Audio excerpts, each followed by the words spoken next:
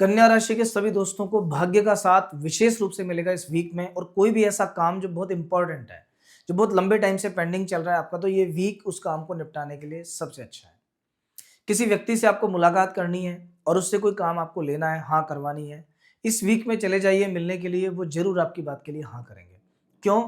क्योंकि एक तो इस वीक में आपको भाग्य का सपोर्ट पूरा मिल रहा है, और दूसरी चीज, एकादश भाव में चंद्रदेव स्वराशि राशि में विराजमान होंगे सप्ताह की शुरुआत में। स्टार्टिंग के जो डेज हैं सोमवार और मंगलवार, ये 2 दिन ऐसे हैं कि जो भी आपकी डिजायर्स हैं वो फुलफिलमेंट होती हैं। ऐसा कोई भी काम जो पेंडिंग है वो कंप्लीट होता है, और एक अलग सा आकर्षण इन 2 दिनों में रहेगा। तो जो व्यक्ति आपसे बात करेगा, जो व्यक्ति आपसे मिलेगा, वो आपकी बात को मानेगा। तो इस वीक का जो सबसे स्टार्टिंग प्रेडिक्शन है, सबसे पहला प्रेडिक्शन है, वो तो यही है कि कोई भी काम जो पेंडिंग है उसके लिए आप प्रयास कीजिए, काम बनेगा, किस्मत आपका साथ देगी। देखो, मेहनत तो करनी पड़ेगी, मेहनत करोगे तभी फल मिलेगा, लेकिन जब भाग्य और कर्म एक साथ मिलता है तो बड़ी सफलता मिलती है। इस वीक में भाग्य साथ है, कर्म आपको मिलाना पड़ेगा। इसके अतिरिक्त और क्या क्या इस वीक में आपके साथ होगा, क्या क्या आपको मिलने वाला है, इन सब चीज़ों के बारे में इस वीडियो में आपको बताऊंगा।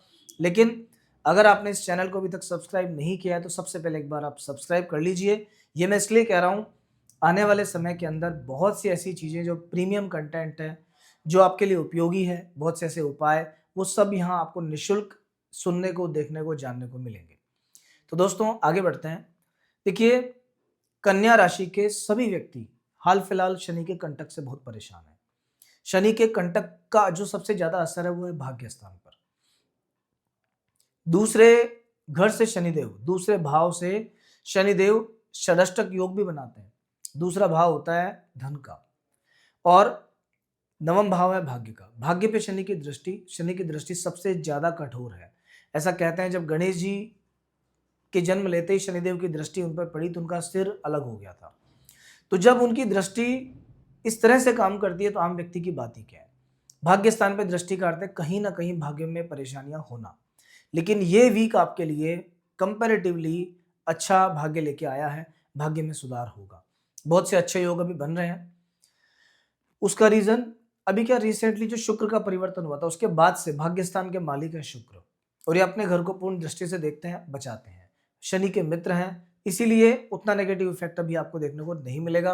बहुत से अच्छे काम आपके साथ होंगे सप्ताह के अंदर। सबसे पहले, सूर्य बुध और शुक्र 3 ग्रहों का योग तृतीय भाव में विराजमान है। देखिए, यहां पे हर एक ग्रह के बारे में आपको बताऊंगा। सबसे पहले सूर्य द्वादशेष होकर तृतीय भाव में विराजमान है। द्वादशेष एक ऐसा प्लेनेट होता है कि जो किसी भी चीज को डिटैच करता है। ये खर्च का भाव है। जहां वो ग्रह बैठेगा वो उस चीज में थोड़ी सी कमी करेगा। थर्ड हाउस में सूर्य के बैठने का क्या अर्थ है?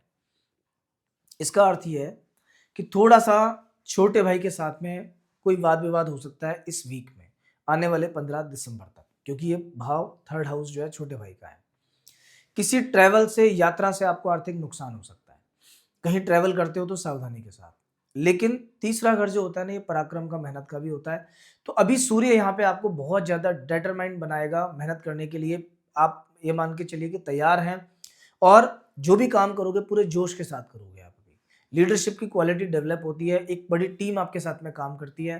तो इन केस अगर आप एक अच्छे मैनेजर हैं, मैनेजमेंट में किसी अच्छे पद पे हैं, तो लोग आपकी बात मानने लगेंगे। या फिर आप कोई प्रमोशन एक्सपेक्ट कर रहे हैं, रिसेंटली कोई प्रमोशन होने वाला है और आप चाहते हो कि आपको मैनेजर बनाया जाए या कोई टीम लीडर बनाया जाए, अभी समय आपके पक्ष में। 15 दिसंबर तक प्रयास करोगे, फल अच्छा मिलेगा। बुध भी तीसरे घर में विराजमान है। बुध का फल यहाँ पे ये होगा कि बुध आने पर व्यक्ति का आलस्य खत्म होता है। कन्या लग्न में जब बुध तीसरे घर में बैठता है तो उस व्यक्ति, कन्या राशि में जब बैठेगा तो उसका आलस्य खत्म होगा, मेहनत की तरफ वो जाएगा, उसको नई प्लानिंग मिलती है, नई स्ट्रेटेजी मिलती है, नया टारगेट मिलता है। तो अभी कुछ ऐसी चीजें आपके लाइफ में आने वाली हैं कि जिनको पाने के लिए आप दिन रात एक करेंगे, आप अपनी मेहनत ज्यादा करेंगे, आराम छोड़ देंगे। तो आने वाला 20-25 दिन देखना, कुछ नया आपके साथ होने वाला है। अगर आप बिजनेसमैन हो तो बिजनेस में किसी अचीवमेंट के लिए ट्राई करोगे। अगर आप स्टूडेंट हो तो किसी परीक्षा या कोई कंपटीशन एग्जाम देने के लिए आप मेहनत में जुट जाओगे, और अभी मेहनत का सपोर्ट भी आपको पूरा मिलेगा। भाग्य आपके साथ है, मेहनत आप करोगे, सफलता निश्चित है। शुक्र जो यहाँ विराजमान है, शुक्र 2 फल देते हैं यहाँ पे। सबसे पहला तो आपको भाग्य को बहुत प्रबल बनाते हैं। किस्मत का सपोर्ट मिलेगा आने वाले 15-20 दिनों तक। हर काम किस्मत से होगा। स्पिरिचुअलिटी में आपका रुझान रहेगा, पूजा पाठ जब तब इसमें आपका मन लगेगा। धार्मिक स्थानों की यात्राएं आपकी हो सकती हैं।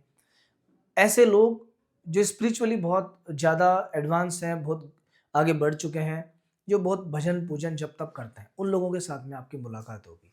उन लोगों के साथ में आपके रिश्ते बेटर होंगे इस आने वाले समय के अंदर। यहाँ पे फाइनेंस को लेके भी अच्छे योग बनते हैं।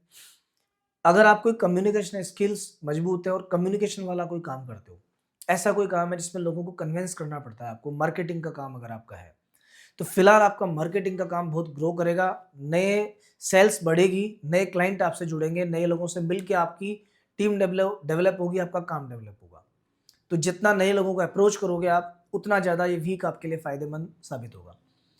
दोस्तों, एक चीज का ध्यान रखना, अभी चतुर्थ भाव में मंगल चल रहे हैं, चौथे घर में ग्रहों की स्थिति ज्यादा बढ़िया होती नहीं है। और यहाँ पे जो ये मंगल है ये ऑलरेडी अष्टमेश है, मतलब वैसे प्रत्येक राशि के लिए मंगल का 4th हाउस में बैठना मतलब जमीन, मकान, प्रॉपर्टी का सुख देता है। लेकिन अगर आपकी कन्या राशि है तो आपको आने वाले 1 महीने तक प्रॉपर्टी खरीदने में सावधानी बरतनी पड़ेगी, क्योंकि दो विपरीत चीजें बन रही है। एक तरफ तो क्या चांस मिलेगा आपको, ऐसा कहीं से ऐसे योग बनेंगे, ऐसे लोग जुड़ेंगे कि आपके पास प्रॉपर्टी आए, लेकिन कहीं ना कहीं ऐसा योग भी बनेगा कि प्रॉपर्टी से जुड़ी प्रॉब्लम क्रिएट हो जाए, कि आपने कोई जमीन ली, विवादास्पद थी, कोई डिस्प्यूट था, कुछ प्रॉब्लम थी, आप समझ नहीं पाए और आप फंस गए। तो जब भी कोई ऐसा काम करना है, नया फ्लैट चेंज करना है, जमीन लेनी है, मकान लेना है, कंस्ट्रक्शन करवाना है, ठेकेदार को बुलाना है, या फिर आप माइंस वगैरह का काम करते हैं, वहां पे कुछ नया प्लांट लगाना है, तो सोच समझ के, संभल के, सावधानी के साथ में आगे बढ़ना, क्योंकि 1 महीना थोड़ा सा गड़बड़ आपके लिए है। शत्रु पक्ष इतना मजबूत आपके लिए नहीं रहेगा। रोग, ऋण और शत्रु से आपको मुक्ति मिलेगी। अभी समय ऐसा है कि जितना नया कर सकते हो आप अभी, क्योंकि देखिए पैसा तो ब्लॉक होगा, थोड़ी धनहानि भी आपको होगी। केतु 12वें घर में खर्चा बहुत कराता है, और एक बार के लिए तो पिछले 3 महीने, 3-6 महीने का टाइम, तो पिछला और आने वाला 6 महीना, ये 1 साल का जो पीरियड है, इसमें आपका बैंक बैलेंस जीरो भी हो सकता है, या आपके हाथ में पैसा होते हुए भी ऐसा हो सकता है कुछ भी आपके हाथ में नहीं रहे। तो इस 1 महीने, 1 साल के अंदर आपको विशेष ध्यान रखना है फाइनेंस का। कुछ पैसा हमेशा एफडी में या ऐसी जगह सेव करके रखना जहां से आप कभी भी एक्सेस कर पाओ, वरना सारा पैसा खर्च हो जाएगा, मार्केट से उधार नहीं मिल पाएगा और आप परेशान हो जाओगे। बहुत से लोग इस चीज को फेस कर रहे हैं, बहुत से करेंगे। कमेंट के माध्यम से हमें बताते भी हैं कुछ लोग ऐसा, क्योंकि अभी ये 12वें घर का